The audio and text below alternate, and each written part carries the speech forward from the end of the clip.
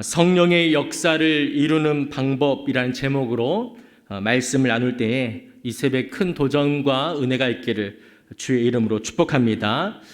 믿음 생활 중에 성령의 역사하심을 늘 경험하는 것이 있다 한다면 그만큼 흥분되는 일들이 있을까요? 사실 신앙의 연수나 성숙과 상관없이 모든 그리스도인들은 신앙 여정 가운데 성령의 역사하심을 직접 체험하기를 원합니다. 저는 광주교회 모든 성도님들께서 성령의 강력한 역사하심을 깊이 체험하기를 간절히 소망합니다. 특별히 우리가 가지고 있는 성경, 이 성경 안에는 하나님의 사람들인 또 믿음의 선배들이 하나님의 역사 또 성령의 역사를 어떻게 이루었는지 우리에게 이야기해 주고 있는데요. 오늘 본문을 통해서도 성령의 역사가 어떻게 이루어졌는지 우리가 함께 살펴보고 또 전도축제를 앞둔 우리도 동일하게 그 성령의 역사를 이루어 나가는 그런 은혜가 있기를 주의 이름으로 축복합니다. 우리가 잘 알고 있는 사도행전은 십자가에서 죽으신 예수님께서 부활 승천하신 이후에 남겨진 제자들이 팔레스타인 지역뿐만 아니라 소아시아 지역에 복음을 전하는 전도 행적을 기록하고 있는 책입니다. 바로 그 책이 사도행전이라는 것이죠. 사도행전의 저자는 바로 누가인데요. 누가는 누가복음의 저자이기도 하죠.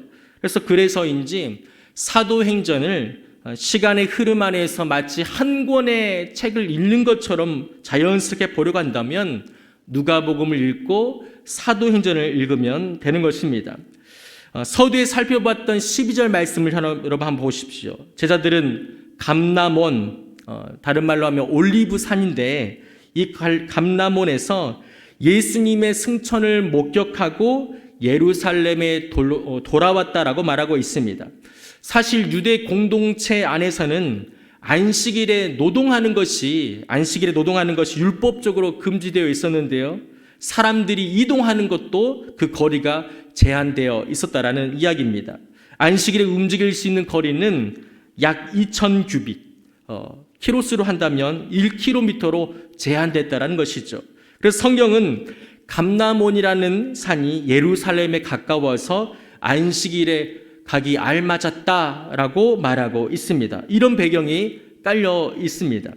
13절 말씀을 보니까요. 다락방에 모인 제자들의 이름을 열거하고 있습니다. 베드로, 요한, 야고보, 또 안드레, 빌립, 도마와 바돌로메, 마테와 알페오의 아들 야고보, 셀롯인 시몬, 야고보의 아들 유다. 여기서 야고보의 아들 유다는 바로 다데오를 가리킵니다. 이처럼 가룟 유다를 제외한 11명의 제자들이 성경에 그렇게 기록되어 있습니다. 그들이 다락방에 모여 있었던 것이죠. 하지만 여러분, 다락방에 11명의 제자들만 모여 있었던 게 아닙니다. 14절 말씀 보니까요. 여자들과 예수의 어머니와 예수의 형제들 그리고 그 사람들이 다락방에 모여 있었다라고 성경은 소개하고 있습니다. 그 외에도 많은 사람들이 모였는데 그 모인 수가 무려 120명이라고 15절 말씀에서 그렇게 말하고 있는 것이죠. 여러분, 여기서 재미있는 사실은 유대법에 따라서 자체 의회가 공동체를 설립하려면 최소한 120명의 남성들이 모이면 자체 의회를 설립할 수 있었다라는 거예요. 이런 걸 보더라도 이미 그 모인 제자들은 새로운 공동체를 형성할 만큼 숫자적으로 점점 갖추고 있었다는 것을 우리는 알 수 있습니다. 그렇다면 11명의 제자들을 포함한 120명의 사람들이 과연 무엇 때문에 이 다락방에 모였던 것일까요? 120명의 사람들이 왜 다락방에 모였던 것일까요? 여러분, 죽음에서 부활하신 예수님께서 승천하시기 전에 제자들에게 약속하신 게 있었는데 그것은 바로 성령을 보내주시겠다라는 약속이었습니다. 누가복음 24장 9절 말씀, 누가복음 24장 9절 말씀 함께 한번 읽어볼까요? 네, 화면에 안 나오면 제가 읽어드리도록 하겠습니다. 볼지어다 내가 네 아버지께서 약속하신 것을 너희에게 보내리니 너희는 위로부터 능력으로 입혀질 때까지 이 성에 머물라 하시니라. 또 사도행전 1장 4절 말씀 이런 말씀이 있어요. 사도와 함께 모이사 그들에게 분부하여 이르시되 예루살렘을 떠나지 말고 내게서 들은 바 아버지께서 약속하신 것을 기다리라. 막상 정신적 지주였던 예수님이 승천하시니 남겨진 제자들이 아마 소란스러웠을 거예요. 그러나 그들이 생전에 자신들에게 전해주신 예수님의 말씀을 잊지 않고 있었는데요. 그것은 성령을 그들에게 보내주시겠다라는 약속이었습니다. 그래서 120명의 형제들은, 그 사람들은 성령을 보내주시겠다는 예수님의 약속을 기억하고 다락방에 모여 있었던 것입니다. 특별히 14절 한 절에서는 성령의 역사를 이루는 방법에 대해서 우리가 살펴볼 수가 있는데요. 제가 두 가지를 말씀드리도록 하겠습니다. 첫 번째는 뭐냐면 성령의 역사는 공동체가 마음을 같이 할 때 이루어진다라는 이야기입니다. 우리 아까 봤던 말씀 14절 말씀이 이렇게 말하고 있습니다. 여자들과 예수의 어머니 마리아와 예수의 아우들과 더불어 마음을 같이하여 오로지 기도에 힘쓰더라. 우리가 살펴본 14절에서는 우리가 주목해야 될 단어가 두 가지가 있습니다. 그 중에 한 가지는 바로 첫 번째는 마음을 같이하여라는 것이죠. 여러분 11명의 제자들을 포함한 120명의 사람들은 약속하신 성령을 받기 위해서 성령의 역사를 이루기 위해서 어떤 액션을 취했다라고 말하고 있습니까? 마음을 같이 했다라고 말하고 있습니다. 이것이 포인트입니다. 사실 여기에서 등장하는 마음을 같이하여 함께라는 단어는 사도행전의 저자인 누가가 참 좋아하는 단어라는 거예요. 함께라는 단어가 호모티마돈이라는 단어인데 이 단어가 다른 성경에서는 한 번만 등장하는데 누가가 썼던 이 사도행전에는 10번이나 등장한다라는 거예요. 이런 단어의 사용은 저자인 누가가 하나님의 사람들이 어떤 일을 하려고 할 적에 마음을 같이 하는 일들이 얼마나 중요한지를 의도적으로 지금 강조하고 있다라는 이야기인 것이죠. 여러분 성령의 역사는요 공동체가 마음을 같이 할 때 이루어진다는 사실을 여러분 잊지 않기를 바랍니다. 고린도전서 1장 10절 말씀에 이런 말씀이 있습니다. 형제들아, 우리 함께 읽어볼까요? 시작. 형제들아, 내가 우리 주 예수 그리스도의 이름으로 너희를 권하노니 모두가 같은 말을 하고 너희 가운데 분쟁이 없어 같은 마음과 같은 뜻으로 온전히 합하라. 아멘. 여러분 고린도 교회는 참 문제가 많은 교회였습니다. 근데 그 교회의 문제 중에 하나는 뭐냐면 교회 안에 바울파, 아볼로파, 게바파, 그리스도파로 나뉘었다라는 이야기입니다. 하나가 되어야 될 공동체가 나뉜 것이죠. 교회 공동체가 그 마음이 여러 가지 나뉘었다. 여러분 생각해 보십시오. 그것은요 어린아이들도 알만한 하나님께서 원하시는 교회의 모습이 아닌 것이죠. 그건 하나님의 영광을 가리는 모습입니다. 그래서 사도 바울은 고린도 교회에 보내는 편지에서 뭐라 말하냐면 너희는 같은 말과 같은 마음과 같은 뜻으로 온전히 합해야 된다라고 말하고 있습니다. 여러분 우리가 오늘 본문에 살펴본 120명의 사람들, 다락방에 모였던 120명의 사람들을 여러분 보십시오. 그들은 그냥 모인 게 아닙니다. 갈 곳이 없어서 모인 것도 아닙니다. 예수님께서 약속하신 성령을 사모하며 모였던 것이죠. 그들의 마음을 같이 하니까요 약속하신 성령께서 그들 가운데 임하셨습니다. 여러분 교회 공동체가 마음을 같이 하는 것은요 참으로 중요한 거예요. 성령의 역사는 그때 이루어지는 것이죠. 우리가 더블 선데이를 앞두고 태신자를 작정하고 초청을 하고 또 문화 공연을 하는 모든 이유는 우리가 어디에 마음을 쏟고 있기 때문인가요? 바로 영혼 구원이라는 목표를 모두가 공유하고 있기 때문입니다. 여러분 우리가 초대교회로 돌아가자는 말을 많이 합니다. 여러분 그렇다면 초대교회의 모습이 무엇이었습니까? 잘 모였다. 모이면 기도하고 흩어지면 전도했다. 성령의 뜨거움이 있었다. 서로의 물건을 통용할 만큼 가족과 같은 공동체였다. 우리 잘 알고 있는 이야기입니다. 그러나 여러분 초대교회의 특징적인 모습 중에 하나는요. 그들은 날마다 마음을 같이 했다라는 거예요. 사도행전 2장 46절 말씀에 이런 말씀이 있어요. 날마다 마음을 같이 하여 성전에 모이기를 힘쓰고, 여러분 이 한 구절을 통해서 초대교회는 마음을 같이 하는 교회였음을 우리는 알 수가 있습니다.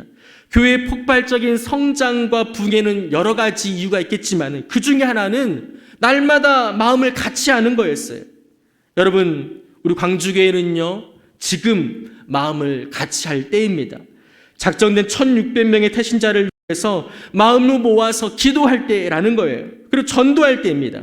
그리할 때 성령의 큰 역사가 우리 가운데 일어나게 되는 줄 여러분 믿으시기를 바랍니다. 여러분 두 번째, 성령의 역사는 어떻게 이루어지는가? 성령의 역사는 오로지 기도에 힘쓸 때 이루어진다고 말하고 있습니다.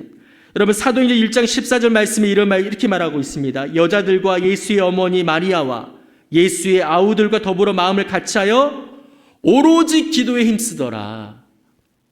여러분 예수님의 제자들은 막상 예수님이 승천하신 이후에 그 감정의 상태가 어땠을까요? 한번 생각해 보세요. 눈으로 보고 같이 얼굴을 보면서 마주하면서 이야기하던 예수님, 심지어 만져도 봤던 예수님이 지금 떠나고 안 계셔요.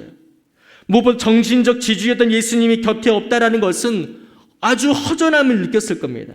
그리고 넘어서서 자신들에 대한 종교 지도자들의 핍박에 대한 두려움 등으로 마음이 아주 심란했을 겁니다. 사실 그러할 때 머리를 맞대고 앞으로 그들의 행보에 대해서 토론하거나 장래 문제, 우리 어떻게 하지?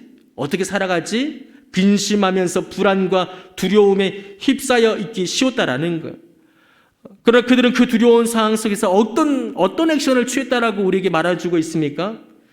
제자들을 포함한 120명 사람들은 오로지 기도에 힘썼다라고 말하고 있는 거예요. 그들의 기도는 한 번, 두 번으로 끝난 것이 아닙니다. 영어 성경으로 보더라도요, 그 말에 보면 기도에 전념했다. 현대인의 성경을 보더라도 한 마음으로 계속 기도했다. 다른 성경 번역 보면 끊임없이 기도했다. 항상 기도했다. 계속해서 기도했다라는 거예요. 여러분 결국 그들이 오로지 기도에 힘쓰자 성령의 역사가, 성령의 임재가, 약속하신 성령께서 그들 가운데 오신 줄 여러분 기억하시기를 바랍니다. 성령이 임하시니까 제자들을 비롯한 120명의 사람들은 인간적인 그런 생각과 근심, 걱정, 또 종교자들에 대한 자신의 그 다가오는 핍박에 대한 두려움, 그 모든 것들은 사라지고 평안으로 또 믿음을 붙들고 복음을 전할 수 있는 사람들로 변하게 되게 되었던 것이죠. 그때 교회는 세워지고 바로 교회 공동체는 더욱더 강성하게 되었습니다. 여러분 다락방에 모인 120명의 사람들은 자신들이 할 수 있는 최선의 것을 선택해서 했던 거예요. 그 최선의 것은 다름 아닌 바로 기도였음을 여러분 기억하시기를 바랍니다. 성도가 약속의 말씀을 붙들고 전념해야 될 것이 있다면 무엇이겠습니까? 그것은 기도입니다.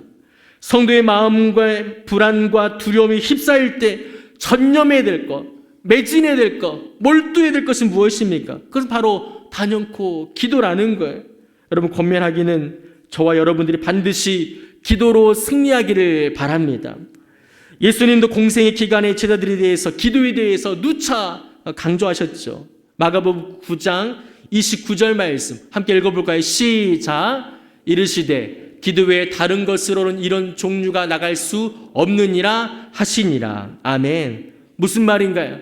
삶 가운데 모든 그 열쇠는 기도에 있다라는 거예요. 그러나 예수님은 기도만 강조만 하지 않았어요. 기도를 가르치기만 하지 않으셨어요.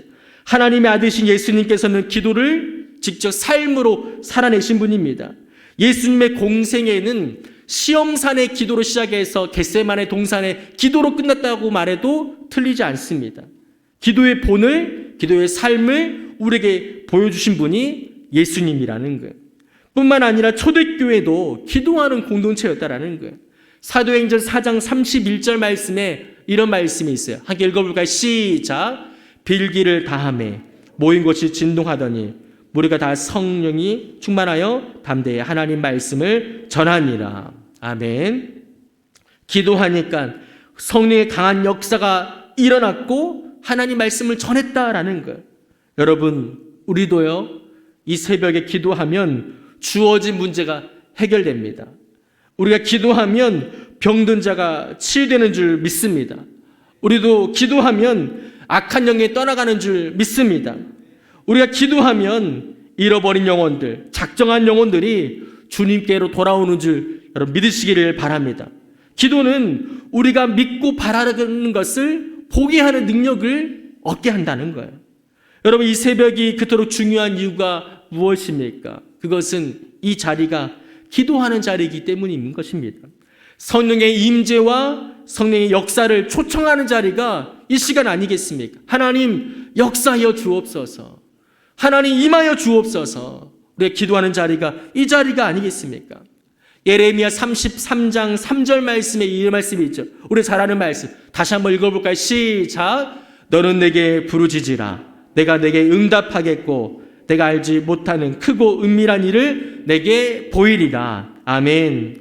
여러분, 성령의 강력한 역사를 구하십니까? 그럼 답은 정해져 있어요. 여러분, 기도하십시오. 120명의 형제들이 오로지 기도에 전념했듯이 우리도 이 시간에 뜨겁게 전심으로 기도하면 성령의 강력한 역사가 우리 안에 이루어질 줄 믿습니다. 작정한 1600명의 영혼들, 숫자는요 아무것도 아니에요. 하나님 역사하시면 아무것도 아니에요. 여러분, 그 영혼들이 주님께 돌아와 예수님을 구주로 영접하는 큰 역사가 이루어지게 될 줄 여러분 믿으시기를 바랍니다.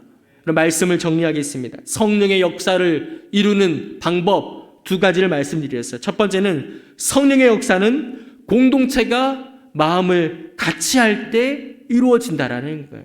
두 번째는 성령의 역사는 오로지 기도에 힘쓸 때 이루어진다라는 것이죠. 이러한 결단과 역사가 우리 안에 이루어지기를 주의 이름으로 축복합니다. 우리 화면을 보면서 세 가지 기도 제목을 함께 읽어보도록 하겠습니다. 시작. 이 새벽에 우리가 마음을 같이 하고 오로지 기도에 전념함으로 성령의 큰 역사하심을 경험하게 하옵소서. 모든 성도들에게 영적 대각성이 일어나게 하시고 방관자가 아닌 전도자가 되어 성령의 능력을 덧입어 힘있게 전도할 수 있도록 도와주옵소서. 광주교회 1호 둘둘의 비전을 위하여 한 성도 한 영혼 주께로 인도하여 주옵소서. 우리 주여, 우리 세 번 우리 부르면서 기도하시기 원하는데요. 주여 나를 불쌍히 여겨 주옵소서. 주여 내게 은혜 내려 주옵소서. 주여 나를 성령 충만케 하여 주옵소서. 주여 오늘 주신 말씀 마음에 새기고 행하게 하여 주옵소서. 우리 주여 세 번 부르는 통성으로 함께 기도하겠습니다. 주여, 주여, 주여.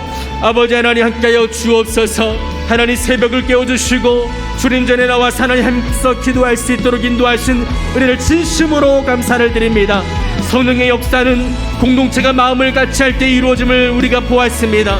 지금 우리 광주교회는 마음을 같이 할 때입니다. 방관자가 없게 해주시고 모든 성도가 한 마음과 같은 말과 같은 마음과 같은 비전을 소유할 수 있도록 인도하여 주옵소서. 같은 마음 되게 하여 주옵소서. 하나님 힘써 하나님 우리가 한 마음 될 수 있도록 인도하여 주옵소서. 초대교회 성도가 날마다 마음을 같이 한 것처럼 광주교회도 날마다 새벽마다 우리 모일 때마다 마음을 같이